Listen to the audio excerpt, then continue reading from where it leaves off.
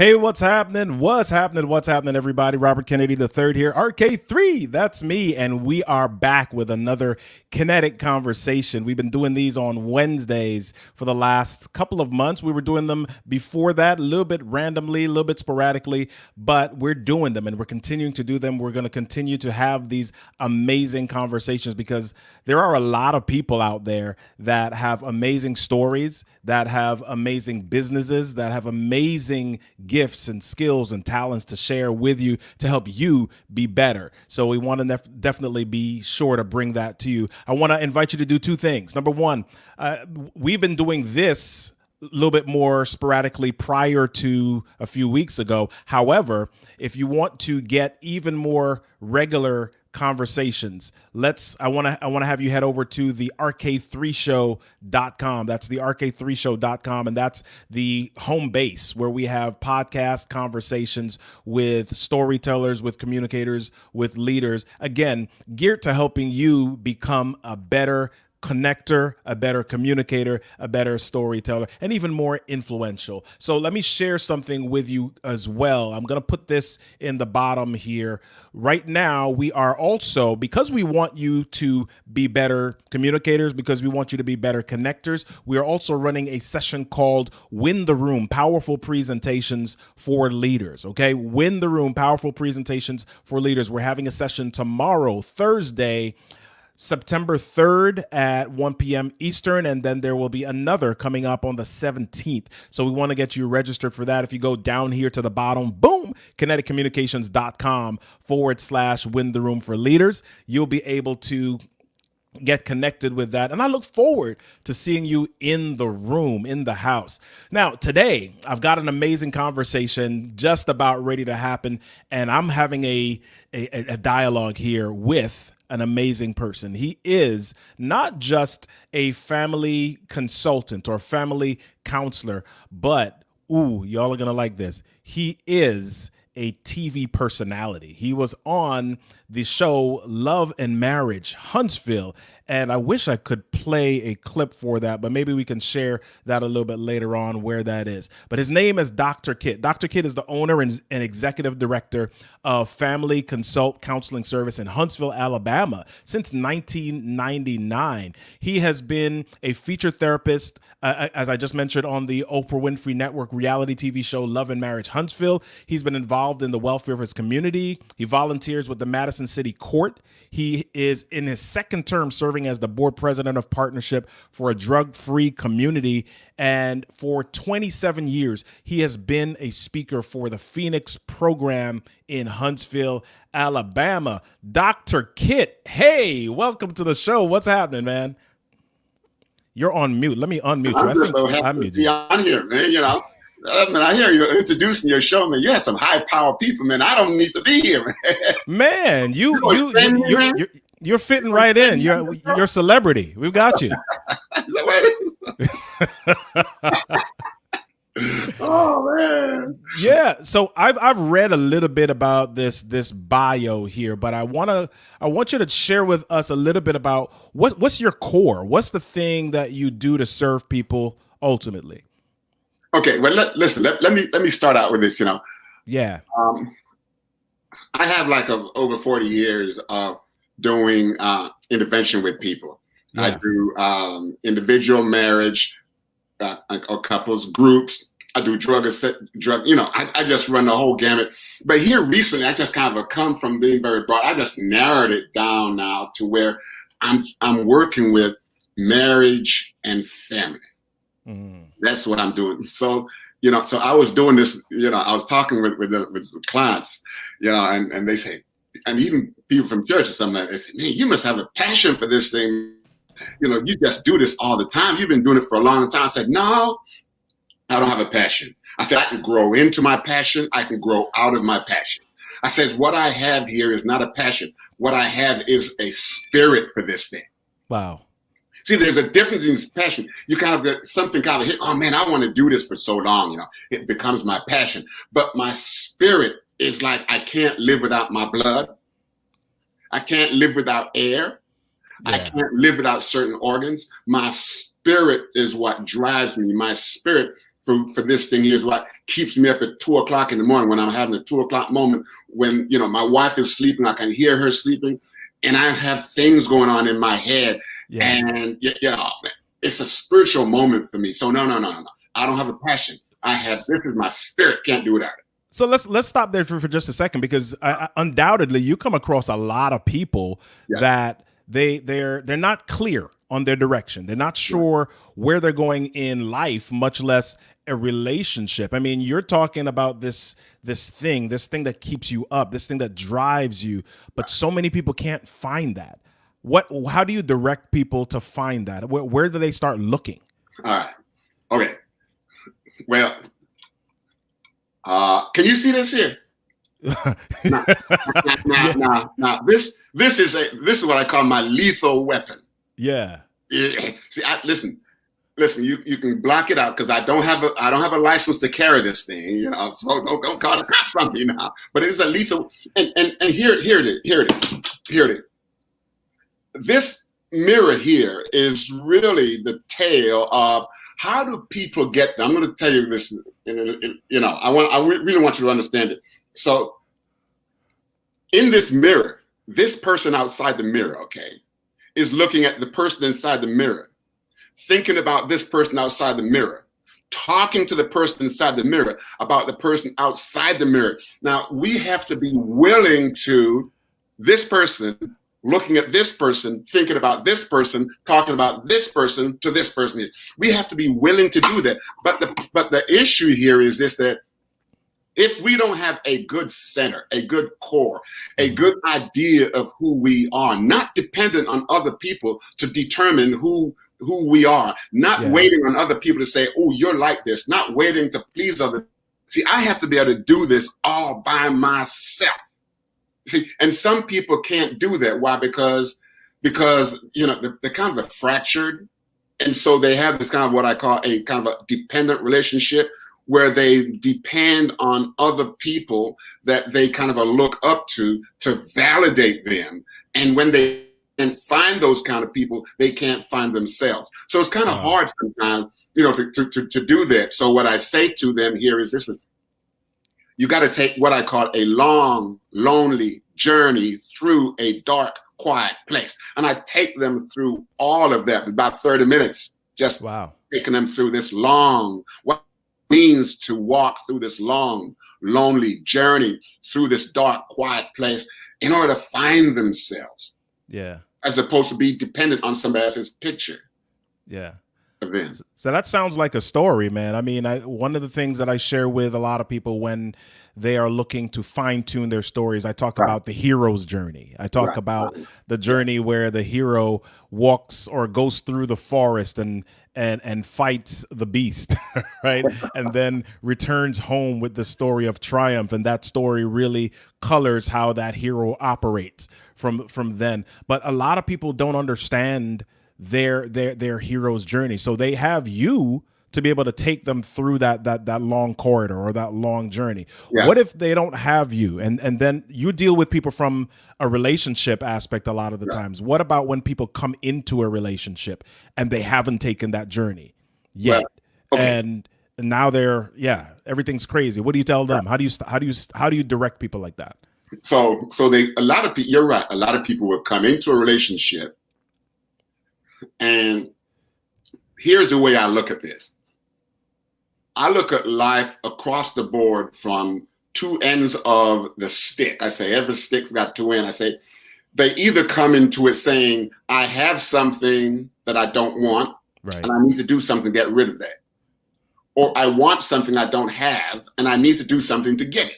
Yeah. I call it have but don't want but don't have. And so sometimes what happens is people get into relationships for both of those.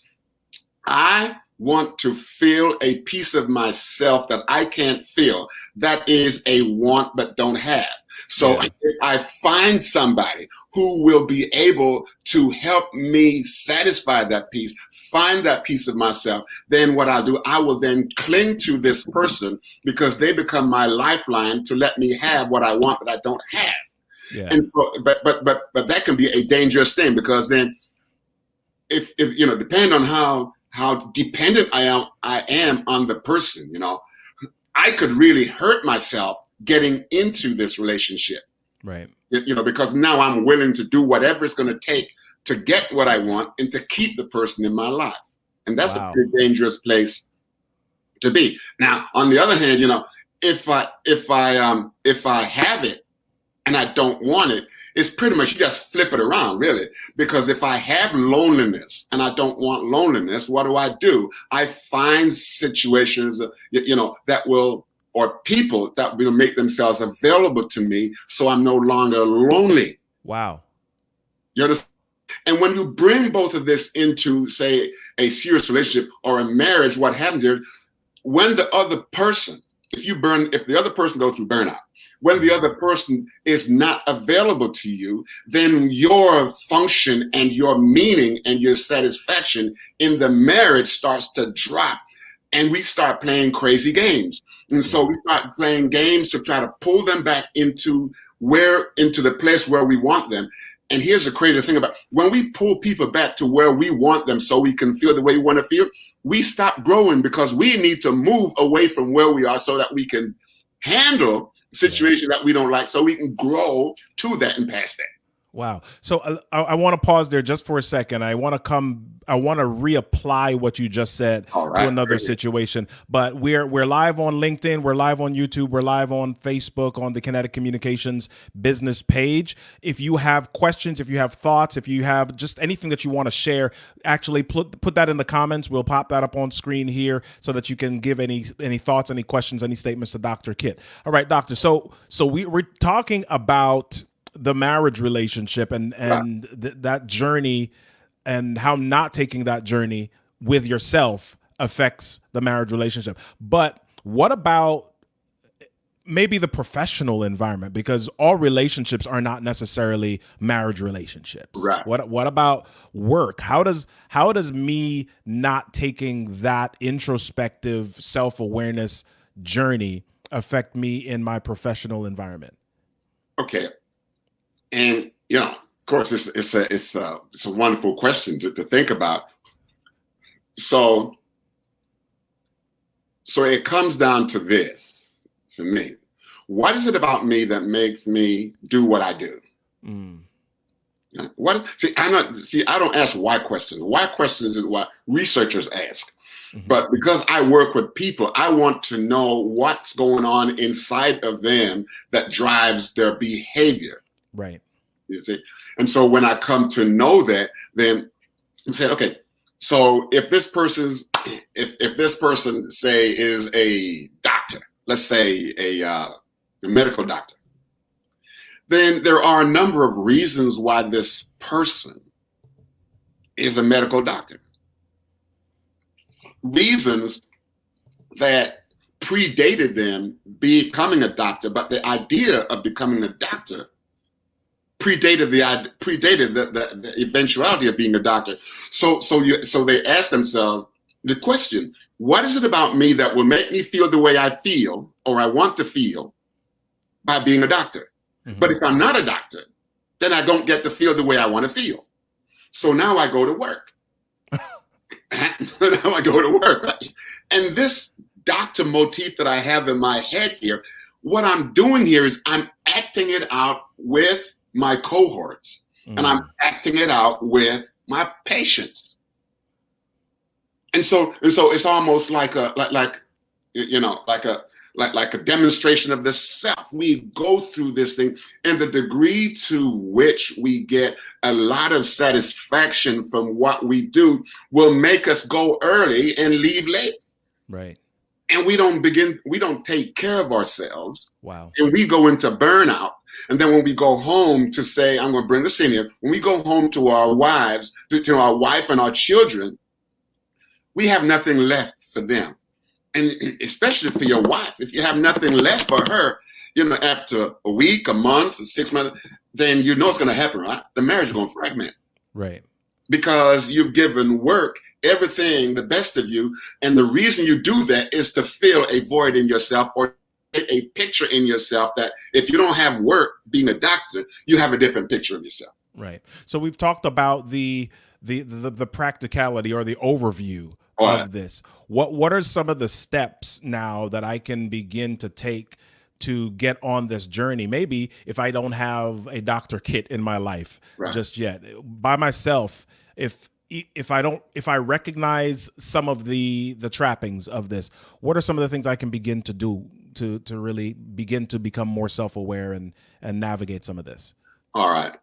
Well, we're talking, even at this level, we're talking about relationships. Yep.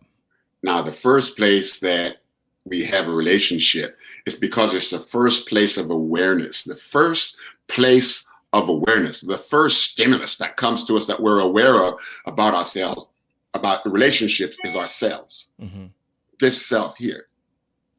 And I keep it really simple, with my clients. They're not coming to me to get a degree. Then I don't use a whole lot of clinical language because they don't understand it. And they're not here for, to get a piece of paper. They want to kind of work their way through this thing. So the first place that we need to take a look at here is, and again, this is the question: what is it about me? What is it about me that's making me? And so we discover now that the first relationship that you can have is what I call the intrapersonal relationship, the relationship with the self. That's where we have to start. That's where we go into the mirror. That's where we take this long, lonely journey through a dark, quiet place. That's really it. So because the quality, see, relationships is not quantitative. It's not how much. It's the quality of myself with myself. How available am I to me? At what level am I available to me? And we go down through it like that. So then if I don't have enough of me from me at the intrapersonal relationship level, okay, that's when I go outside of myself to create something that I can live with. So this is what I tell people. I said, listen, you got to come to terms with who you are. And here is the amazing word: acceptance. Right. If you cannot accept who you are, let me use me. If I can't accept who I am, what I'm going to do is I'm going to figure out, what kind of people does RK3 like? Yeah. And if I like you and I want to be on your like list, then I'm going to look you up on YouTube, XTube, MeTube, YouTube, ATube, BTube, any tube I can find you on, right? And I'm going to read your bio, and I'm going to have this script of you in my head. I'm going to carry you around in my head, and everything I do will now be a replication of you to the degree that I can't do that. And so we find that. Why? Because my intrapersonal relationship or knowledge or picture of myself, it is so porous. It can't hold water. It can't hold anything of value in it. Okay. And you then become what I call, you become my auxiliary ego. Wow. Auxiliary, the lights go off. Say in the big building, lights go off, boom, the auxiliary lights comes on. But the thing about it is, listen, the auxiliary light is there, but you don't need it until I go out. When my power go out, that's when I tap into you. And the thing about it is, you have to be available to me at all times. That's what, So that's deep, man, because you're talking about like almost codependency in some cases, and you're also talking about, you're describing what happens in a lot of our social media relationships. I would say we don't necessarily have these real relationships, but we put something on social media and we're waiting for likes. We're waiting for comments. We're waiting for people to hit the thumbs up button. And if nobody does, then you're going over to somebody else who you perceive to be an influencer, or they're getting likes, and you're vicariously living through that. Right. And the thing about it is this, if you get more likes than me, then naturally I'm going to think you're better than me. Wow. And then I'm going to be having a problem with me. And if I can't deal with it,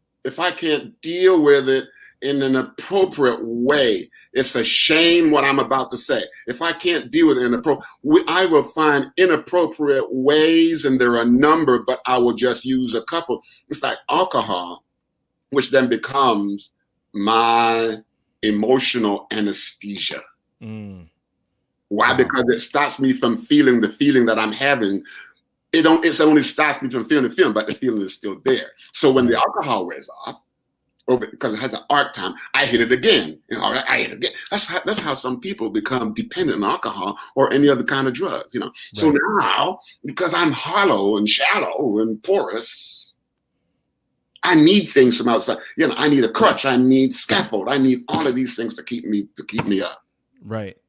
So I mean, I'm looking, Doc, for this one thing, not necessarily a magic pill. I want people to walk away from here saying, listen, based on what Dr. Kidd is saying, if I recognize some of these behaviors in myself, if I recognize that I'm having some of these challenges, is there one thing that I can do today to begin turning that corner? I mean, and part of this is that some of us, somebody tells us something, but it also then requires willpower. And maybe we're broken, so we don't have that willpower to invest or do that one thing. What is something small that I can begin doing to like myself more, to increase or improve my self-worth, so that I can then be a valuable part of a relationship, whether that's a work relationship or a marriage relationship, whatever it is? What's one simple thing that I can do? One thing, okay, I used the word before, and it's just this: accept yourself as you are. Now that's it. How do you?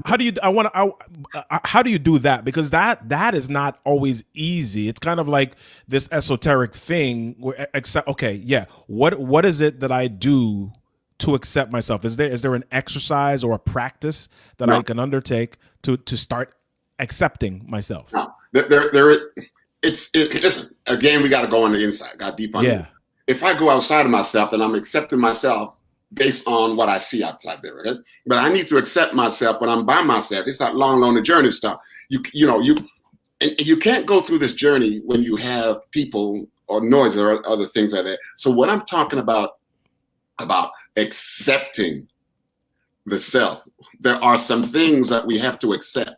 Right. And it's not easy, because this kind of accepting is more than just accepting a behavior. We're not talking about accepting a behavior. I'm talking about looking in the mirror and accepting me as I am. The pimple on my nose, my big flat lips, whatever it is, accepting those things. Okay, accepting those things, okay, that I am uniquely different from everybody else. So this self-acceptance, it is very powerful, but many of us can't do this. Why? Because society has painted a picture of what good looking is and what is all this kind of stuff. Society has done that. And so they put us in this box. And if we don't fit, we think then that we are the anomaly. We think that something's wrong with us. So it's really this self-acceptance, and it takes a lot of work to accept who you are. There are a couple of things that we got to accept when we in this acceptance here too. We have to accept the fact that I have a different capacity from anybody else. Right. That's it. I also have a different ability from anybody else. Right. So let me make sure I'm not advertising anybody. Here is a bottle of water. Okay, it's 16.9 ounces. Okay. Yeah. So I'm gonna drink on your show. Right. Well, I'm gonna drink while you're doing that too, man. Here we go. Okay, so I just drank some out of this, right? The capacity here that I'm talking is that if I can pour more into this than it has the capacity to hold. Right. Because everything flows over the side. So I have a different biopsychosocial capacity than anybody else. Yeah. I also have a different ability than anybody else. And the way I break it down to my folks is this. I say, listen, your capacity is what you have. It's pretty much set. It's like a DNA. It's set. I use this because it's easy for them to understand. I say, listen, your capacity is set. Now, here's what you can work on. You can work on your ability. Mm-hmm. How do I know that? You take you. musicians, all this kind of stuff, even what you're doing right now. Yeah. You did not, you had to work on your ability that you had, but you had the ability, but you had to work on doing what? Building your ability, not your capacity. Building your ability and you can always work on your ability and get better and better and better. But if we stop doing that, and one of the things that will make us not do this is my fear of failure will make me not want to do this. Mm-hmm. Because if I fail, I don't see myself as failing. I see me as a failure. Wow. And that's a hard distinction for people. I want to break down what you just said in a little bit of a different term. So it's kind of like playing basketball. The hoop is 10 feet, right? But I am only 5'1". Okay. Right? Or 4'10". Let's go even shorter than that. I'm 4'10". Man, Spud was taller than that, man. Yeah. Well, Spud was like what 5'3", something like that. Yeah. So I'm 4'10". The likelihood of me dunking is not as likely. So I can either figure out, okay, or what's the way that I want to say this? I can perseverate on trying to dunk when the likelihood is not as likely, or I can look to say, you know what, how can I strengthen my legs? How can I get as strong as possible with the frame, with the body that I have, and then, become the best basketball player that I can be, rather than focusing on, I need to be able to dunk when the likelihood is not as much. Right. You got it. So in other words, what do you look for? You then look for, what else am I good at or can I be strong at? Because dunking is not the only thing that you do in basketball. Exactly. So dunking is played up as the crowning act of basketball. And everybody want to dunk. And if you can't dunk, people laugh at you.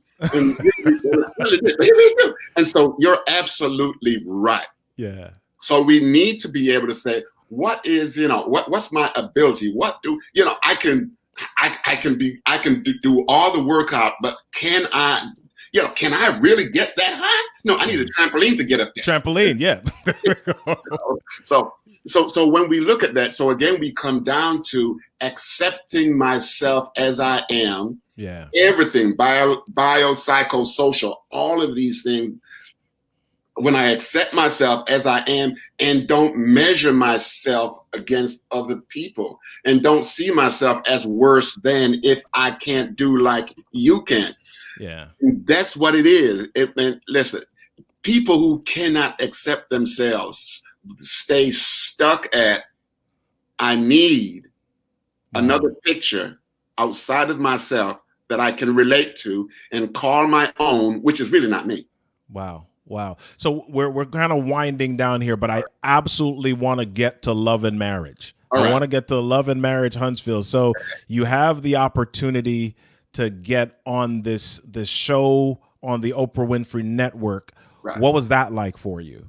Listen, man, I was sitting in my office one day, and I got this phone call. They said, listen, have you ever heard of Love and Marriage Huntsville? I said, no. I said, well, I really did. They said, it's like a reality show. I said, they said, like Love and Marriage, Atlanta. I said, oh, okay. They said, well, we heard, I won't tell you all the stuff they told me. Yeah.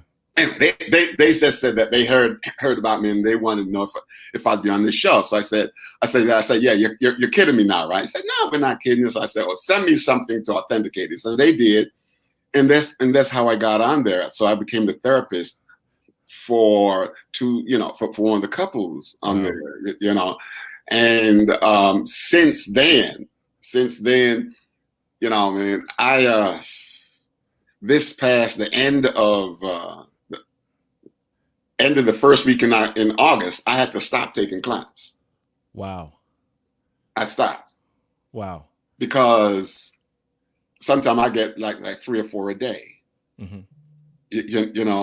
And I had to stop, and I'm trying to open up again, where I'm taking clients, because clients are almost like, well, can you tell me when you'll be ready to take more clients? So that's what that was.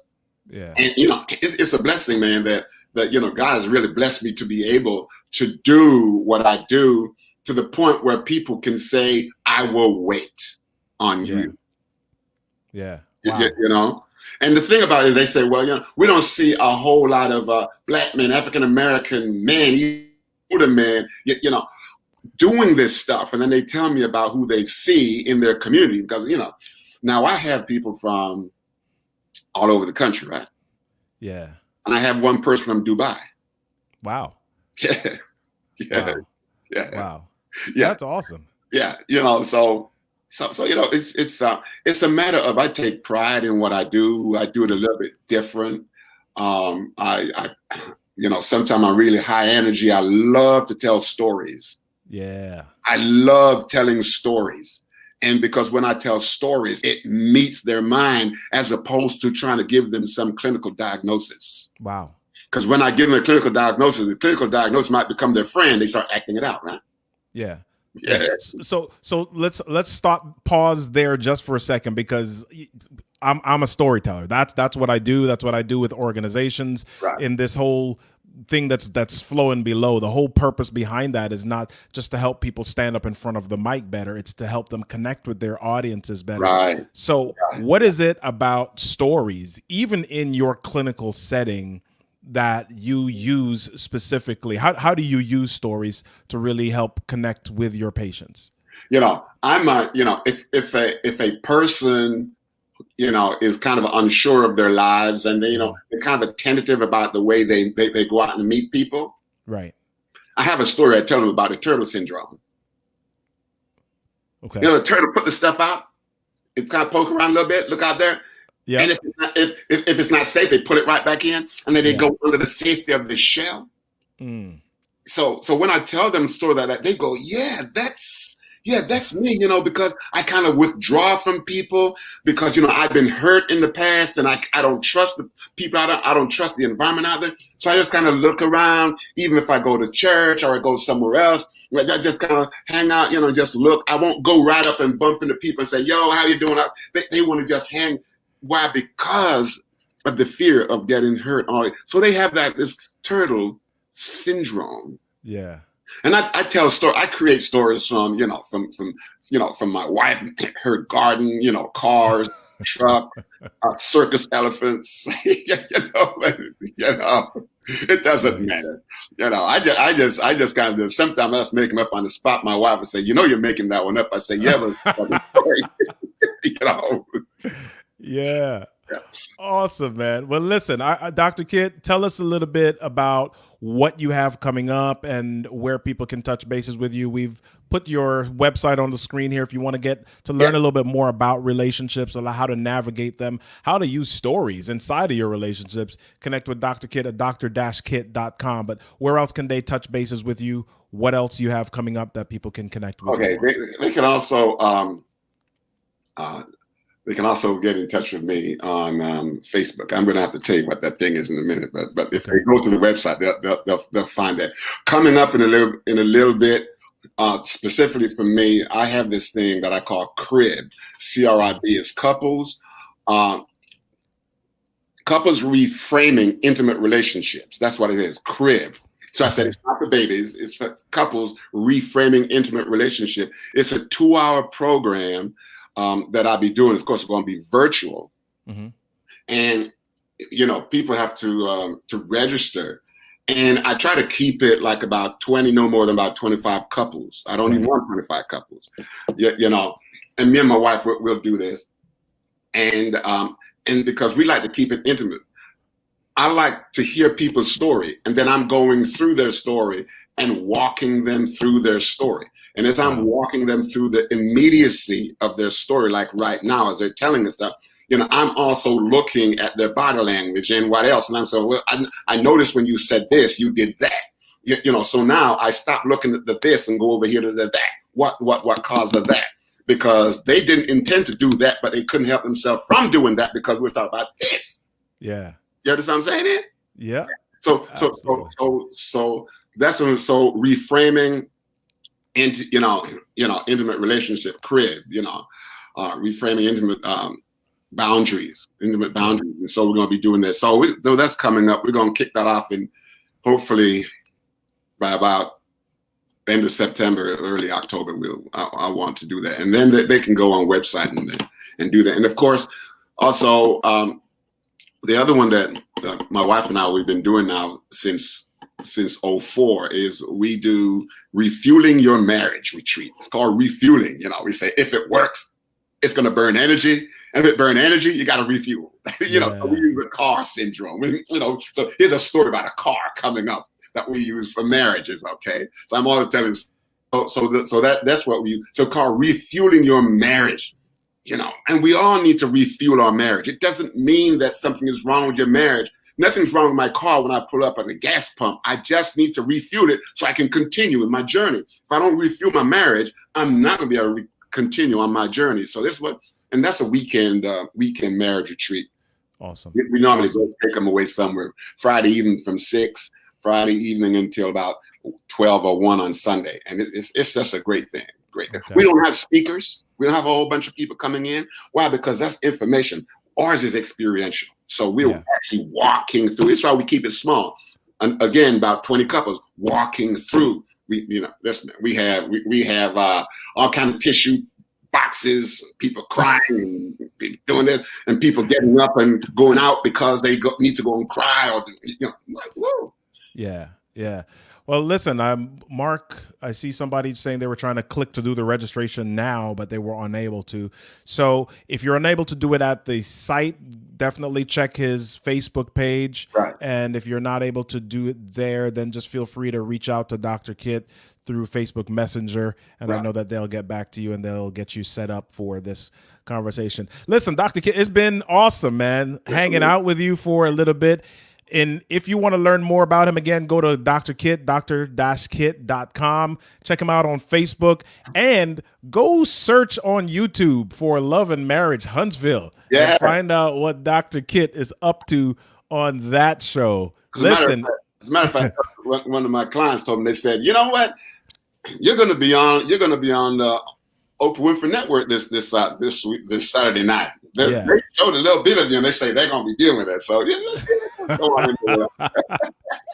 I'm kind of when I do that. When I do that, love it. I'm no less animated than I am right now when I'm talking. I bet I've seen some clips, man. So you definitely want to check that out on the Oprah Winfrey Network. All right, listen, I just want to share with everybody again, if you are interested in learning a little bit more about how to tell the story of yourself and tell the story of your relationship, go check out Dr. Kit at dr-kit.com. If you're interested in learning about how to tell your story and how to win the room and impact, influence, and inspire as a leader, go check out kineticcommunications.com/win the room for leaders. We've got some sessions that are coming up, and I can guarantee it that they're going to be valuable. They're going to be life-changing. They're going to be transformational. Go on, check it out, get registered, and make a difference. All right? Let me just say this. I want to say this to everybody out there. This young man is off the chain. Yeah. Listen, you spread the news about him, and he will rock the world. Amen. I appreciate it. Thank you. Listen, we'll see y'all next week for another Kinetic Conversation. Hold on one second. Let me make sure that we got our things. Okay, there we go. I need to have my producer hang out with me today. So it's been great hanging out with everybody. We'll see you next week.